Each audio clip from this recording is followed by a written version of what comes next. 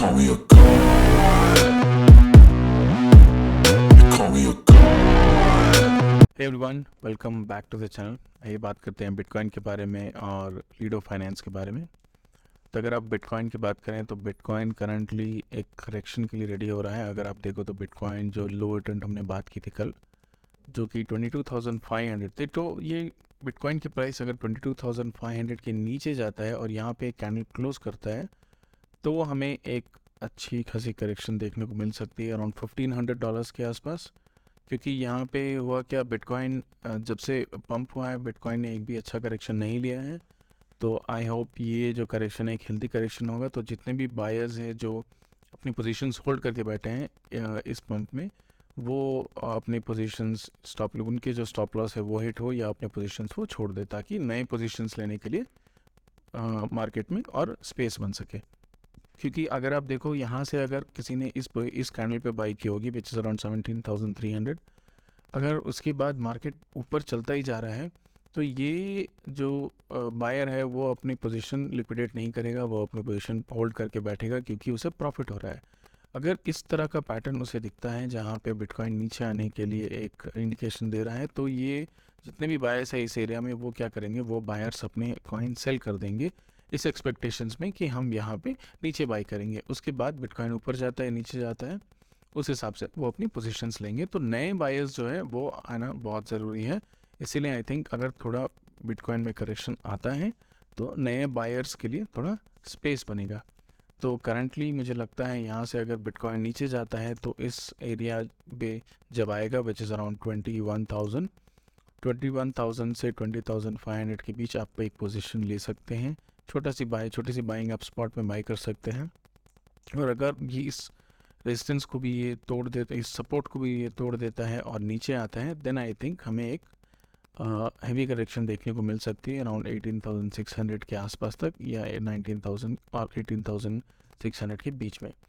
तो इस चीज़ का ध्यान रखिएगा, ओवर लेवरेज मत करिएगा। अगर आप लेवरेज ट्रेडर है तो ट्राई करिए कि ज़्यादा लेवरेज ना ले, बिकॉज बहुत बार होता क्या है कि बिटकॉइन इस तरह के इंडिकेशंस देता है। जैसे आपने यहाँ देखा था, ये क्लासिक पैटर्न है जिसमें बिटकॉइन इनवैलिडेट कर देता है इस ग्रीन कैंडल को, और यहाँ से बिटकॉइन को टिपिकली नीचे आना चाहिए। लेकिन हुआ क्या, बिटकॉइन फिर से ऊपर चल गया और यहाँ पे जितने भी लोगों ने पोजीशन लिया होगा उनका स्टॉप लॉस मेनली उन्होंने इस टॉप पे रखा होगा या फिर इस कैंडल के टॉप पे, तो ये इसके ऊपर गया ताकि उन सबको लिक्विडेट कर दे और फिर नीचे आना होगा। तो क्रिप्टो मार्केट जो है बहुत ही मैनिपुलेटिव मार्केट है।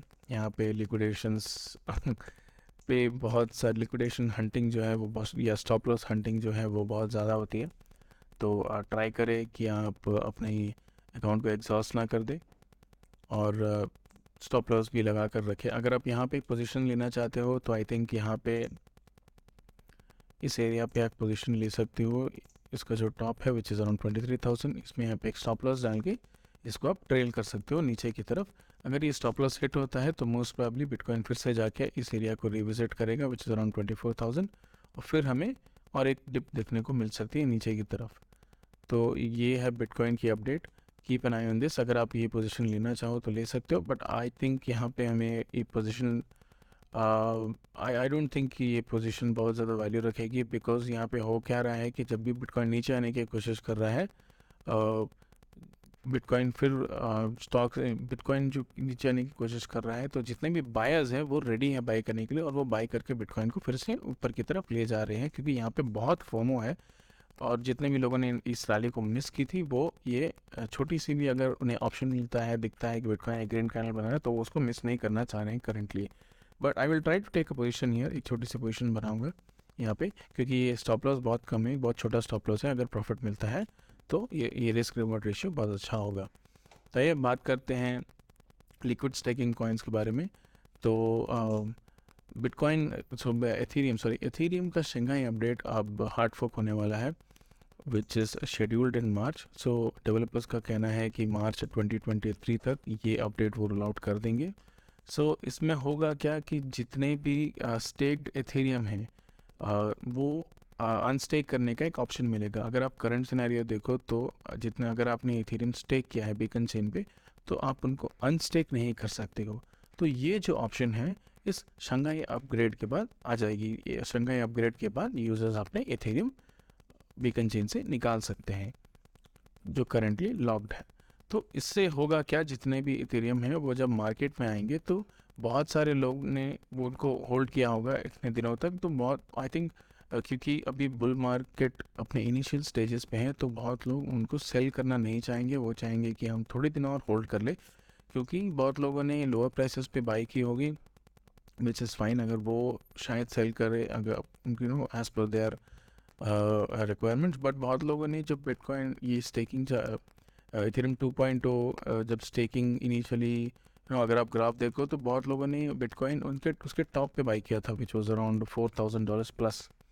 तो वो लोग वेट करेंगे कि बिटकॉइन वापस उस हाइट्स पे आए और उनका जो कॉस्ट है उसके ऊपर जाए ताकि वो प्रॉफिट ले सके। तो करंटली लोग क्या करेंगे, अपने जितने भी इथेरियम है, इथेरियम को वो स्टेक करेंगे। बट अगर आप इथेरियम स्टेकिंग की बात करो तो बहुत सारी एक्सचेंजेस है जो इथेरियम स्टेकिंग को प्रमोट इथेरियम स्टेकिंग के ऑप्शन रखते हैं, जैसे बाइनेंस है, कॉइनबेस है, क्रैकन है, और बहुत सारे बड़े बड़े ऑलमोस्ट सारे बड़े बड़े एक्सचेंजेस पे इथेरियम स्टेकिंग की ऑप्शन अवेलेबल है। लेकिन अगर आप डिसेंट्रलाइज स्टेकिंग की बात करो तो बहुत सारी लिक्विड स्टेकिंग प्लेटफॉर्म्स है, जिसमें अगर आप करंटली देखो तो लीडो फाइनेंस है, फ्लैक्सशेयर्स है, रॉकेट पूल है टॉप 3 पे। तो ये जितने भी प्रोटोकॉल्स है ये इथेरियम लिक्विड स्टेकिंग में ही काम करते हैं। तो इनका जो है अगर आप देखो तो यहाँ पे एक न्यूज़ आई है जिसके वजह से बहुत पैनिक है यूएस के जितने भी एक्सचेंजेस के लिए, बट ये एक पॉजिटिव न्यूज़ है जितने भी डिसेंट्रलाइज स्टेकिंग प्रोजेक्ट्स है। तो अगर आप देखो तो कॉइनबेस के सीईओ ने ये बोला है कि एसईसी जो है वो इथेरियम स्टेकिंग या क्रिप्टो स्टेकिंग कंप्लीटली बैन करना चाहती है। उन्होंने यहाँ पे ट्वीट भी किया है saying we are hearing rumours that SEC would like to get rid of crypto staking in the US for retail customers. तो जितने भी रिटेल कस्टमर्स हैं उनको अभी ऑप्शन नहीं मिलेगा कि वो कॉइनबेस, बाइनेंस और उन एक्सचेंजेस पे जाके अपनी इथेरियम स्टेक करें और उन पे स्टेकिंग रिवॉर्ड्स कमाएं। तो लोग क्या करेंगे, जितने भी लोग हैं जो वहाँ पे बाइनेंस पे, कॉइनबेस पे स्टेक कर रहे हैं वो वहाँ से अनस्टेक करेंगे, क्योंकि एसईसी के रूल्स के अकॉर्डिंग वो नहीं कर सकते हैं, वो इलीगल होगा।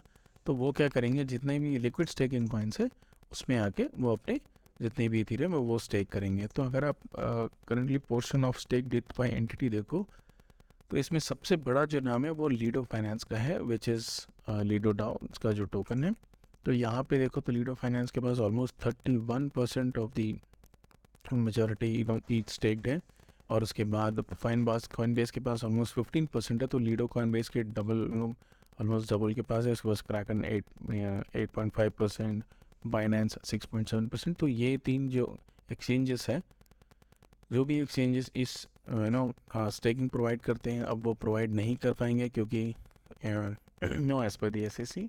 तो ये जितने भी इथेरियम है वो यहाँ से most probably what I am expecting is वो यहाँ से ट्रांसफ़र होंगे लीडो फाइनेंस के पास, because Lido Finance is the leader in this. So most probably Lido Finance के पास ही आना चाहिए। अगर उस पर 50% भी आ गया तो लीडो फाइनेंस के पास बहुत अच्छा मार्केट शेयर होगा। तो अगर आप देखो तो यहाँ पे ये एक्चुअली एक इसकी डिसएडवांटेज भी ये है कि 51% ऑफ दी स्टेकिंग जो वोटिंग होगी वो लीडो फाइनेंस के पास आ जाएगी। तो वो भी हमें एक बार देखना होगा कि वो किस तरह से प्ले आउट करता है। बट आई थिंक वो हमें जब एसईसी अगर बैन करती है तब हमें देखने को ये तब ऑप्शन तब अनलॉक होता है, नहीं तो करंटली आई थिंक ये 30% ही रहेगा। तो अगर आप बात करो लीडो फाइनेंस के बारे में तो लीडो फाइनेंस अगर आप करंटली देखो तो लीडो फाइनेंस 32nd नंबर पे आता है, और ludo finance currently I think 4.9% की यील्ड रिटर्न्स दे रहा है। तो मैं ट्राई करूँगा इसको पिकअप करने, क्योंकि अगर आप देखो तो इथेरियम सॉरी बिटकॉइन भी धीरे धीरे एक प्राइस एक्शन बना रहा है जिसमें बिटकॉइन नीचे की तरफ आ रहा है। तो अगर ये नीचे की तरफ आता है तो मैं ट्राई करूँगा कि लीडो फाइनेंस थोड़े से पिकअप कर लो। लीडो फाइनेंस की अगर बात करो तो इसका जो ऑल टाइम लो था वो 0.4 था, जो कि अराउंड जून 2022, जून 18 2022 पे था। और अगर आप इसकी चार्ट देखो तो बहुत ज़्यादा पंप या डंप इस पे आया नहीं है, ये एक साइडवेज एक्शन रहा है। ऑल टाइम हाई जो है वो $7.3 है। तो most probably I am expecting a very good rally in this. अगर आप लीडो फाइनेंस का चार्ट भी देखो तो यहाँ पे जो वॉल्यूम अगर आप देखोगे तो ये फाइनेंस के जो एक्सचेंज पे सबसे ज़्यादा वॉल्यूम है, यहाँ पे बहुत वॉल्यूम आया है।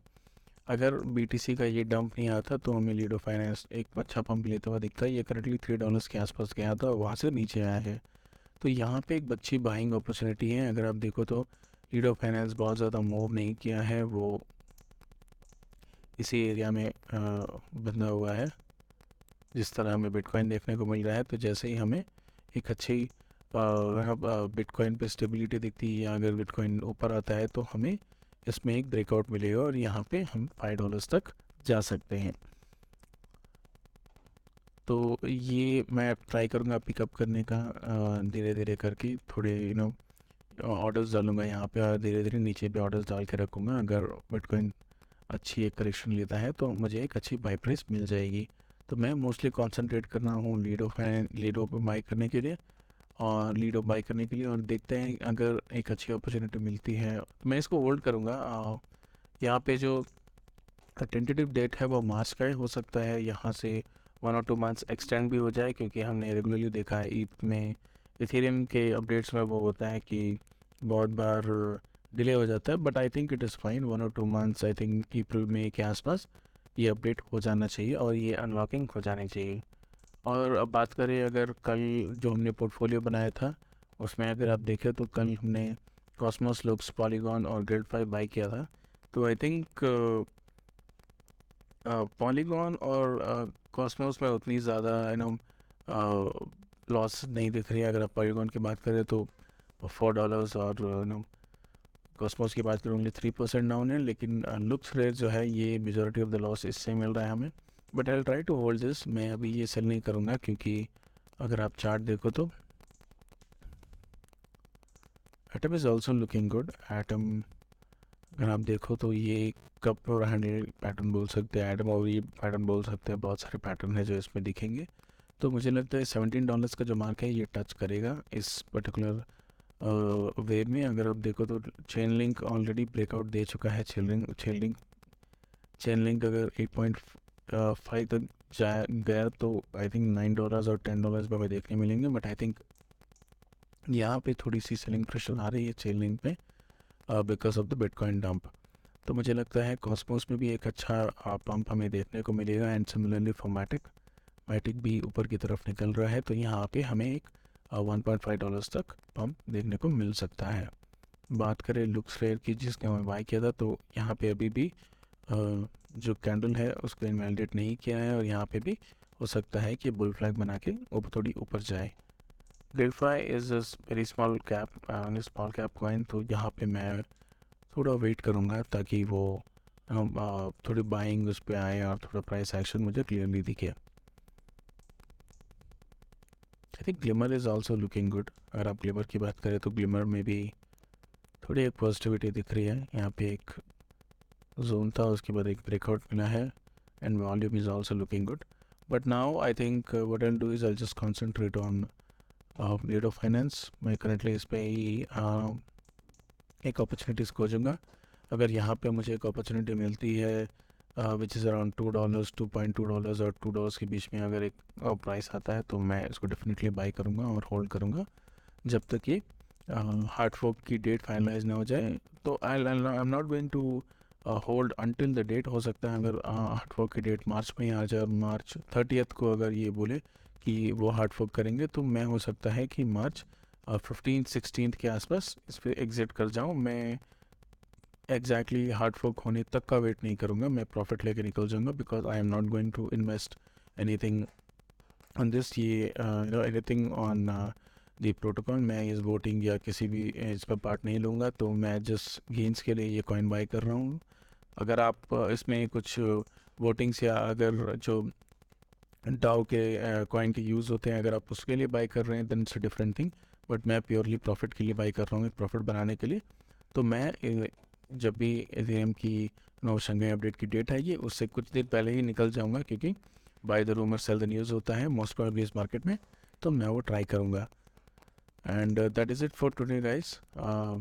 I'll try to pick up Euro down. I'll give you an update. What I'll do is I'll share this link, आपको डिस्क्रिप्शन में मैं ये लिंक दे दूँगा, वहाँ पे आप ट्रैक कर सकते हो अगर आपको मेरे पोर्टफोलियो को ट्रैक करना है। Okay, thank you.